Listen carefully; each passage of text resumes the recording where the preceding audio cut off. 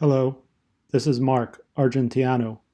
Today I'm going to read you an abridged version of Albert Camus' essay, The Myth of Sisyphus. Albert Camus was an Algerian French philosopher who won the Nobel Prize for Literature in 1957. Many considered Camus an existentialist, a philosophy which explores the meaning, value, and purpose of human existence in a world that doesn't give a fig. He, on the other hand, considered himself an absurdist, a subtly different philosophy which argues the universe is irrational and meaningless. In Camus' famous essay, The Myth of Sisyphus, he explores what it means to be an absurd hero, one who fully recognizes the futility and meaninglessness of one's life, but, despite that, goes on living one's limited time on earth joyfully. To me, Camus' re-envisioning of the mythic character Sisyphus illustrates his philosophical take on what it's like to be stuck in what you may consider a meaningless life. Camus said, "There's no escaping your fate, but the best revenge against an uncaring universe is by flipping at the bird and asking, 'Is that the worst you got? You call this punishment? Oh yeah? Is it going to last forever? Is that all? Bring it on. I love it.'" Camus would say, this life is all you got. After death, it's the void. So, he'd conclude, no matter what the task the uncaring universe has assigned you, find joy in the day-to-day. Be a hero, like Sisyphus, and learn to love your rock. The following is a condensed version of the myth of Sisyphus. Jupiter condemns Sisyphus to ceaselessly rolling a rock up to the top of a mountain, whence the stone would fall back of its own weight. Jupiter thought, with some reason, that there is no more dreadful punishment than futile and hopeless labor. If one believes Homer, Sisyphus was the wisest and most prudent of mortals. Why did Sisyphus become the futile laborer of the underworld? Homer tells us that Sisyphus, being near death, rashly wanted to test his wife's love.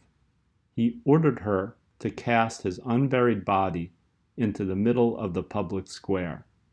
Sisyphus woke up in the underworld, and there, annoyed by an obedience so contrary to human love, he obtained from Pluto permission to return to Earth in order to chastise his wife.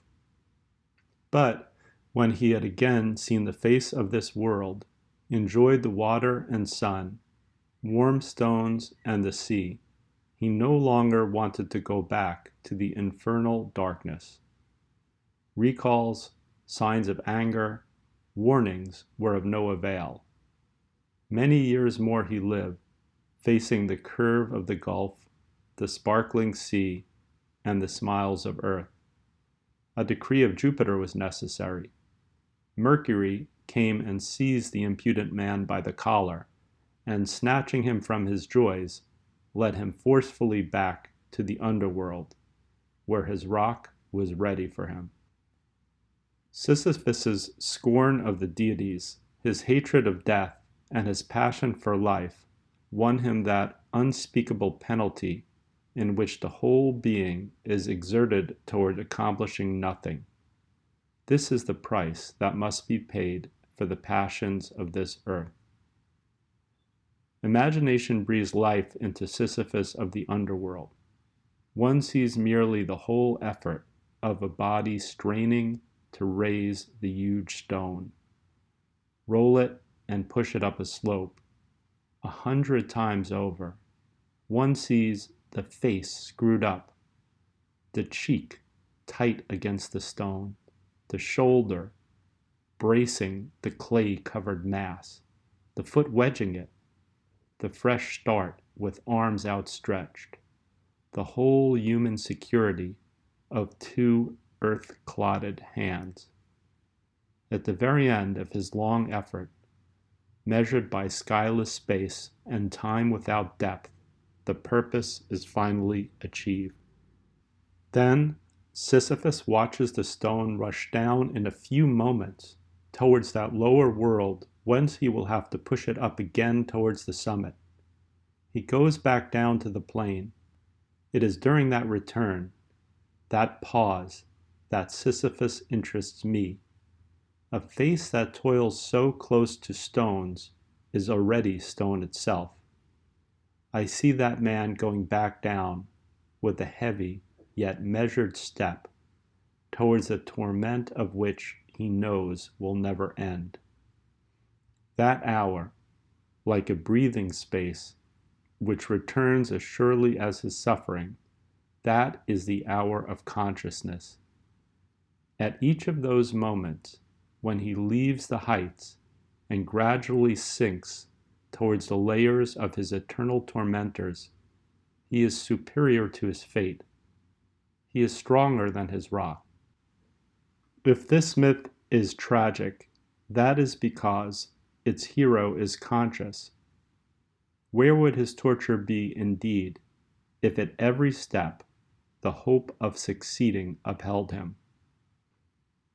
The workman of today works every day in his life at the same tasks, and this fate is no less absurd. But it is tragic only at the rare moments when it becomes conscious. Sisyphus, the eternal proletarian, powerless and rebellious, knows the whole extent of his wretched condition. It is what he thinks of during his descent. The lucidity that was to constitute his torture at the same time crowns his victory. There is no fate that cannot be surmounted by scorn. If the descent is thus sometimes performed in sorrow, it can also take place in joy. This word is not too much. Again, I fancy Sisyphus returning towards his rock, and the sorrow was in the beginning, when the images of earth cling too tightly to memory, when the call of happiness becomes too insistent. It happens that melancholy rises in man's heart. This is the rock's victory.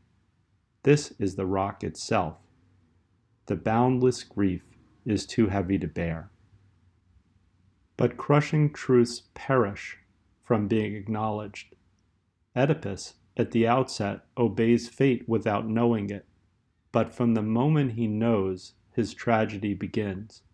Yet, at the same moment, blind and desperate, he realizes that the only bond linking him to the world is the cool hand of a girl. Then a tremendous remark rings out. Despite so many ordeals, my advanced age and the nobility of my soul make me conclude that all is well. Happiness and the absurd are two sons of the same earth. They are inseparable. It would be a mistake to say that happiness necessarily springs from the absurd discovery. It happens as well that the feeling of the absurd springs from happiness. I conclude that all is well, says Oedipus, and that remark is sacred. It echoes in the wild and limited universe of man. It teaches that all is not, has not been, exhausted. It drives out of this world a deity who had come into it with dissatisfaction and a preference for futile sufferings. It makes the fate of human matter, which must be settled among men. All Sisyphus's silent joy is contained therein. His fate belongs to him. His rock is his thing. Likewise, the absurd man, when he contemplates his torment, silences all the idols. In the universe suddenly restored to its silence, the myriad wondering little voices of the earth rise up. Unconscious, secret calls, invitations from all the faces, They are the necessary reverse and price of victory. There is no sun without shadow, and it is essential to know the night. The absurd man says yes, and his effort will henceforth be unceasing. If there is a personal fate, there is no higher destiny, or at least there is but one which he concludes is inevitable and despicable. For the rest, he knows himself to be the master of his days. At that subtle moment, when man glances backwards over his life, Sisyphus returning towards his rock, in that slight pivoting, he contemplates that series of unrelated actions which becomes his fate, created by him, combined under his memory's eye, and soon sealed by his death.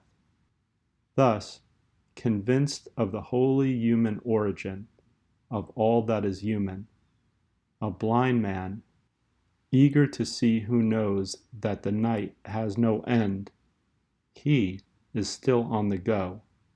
The rock is still rolling.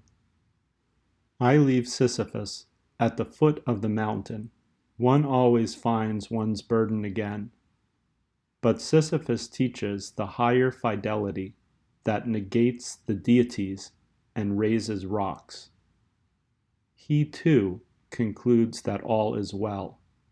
This universe, henceforth without a master, seems to him neither sterile nor futile.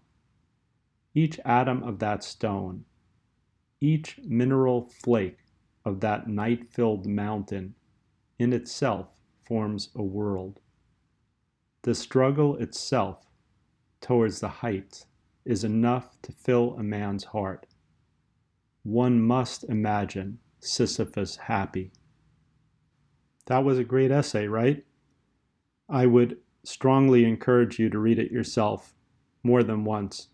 In fact, I would listen to me reading it again more than once. And if you enjoyed it, please share it with a friend.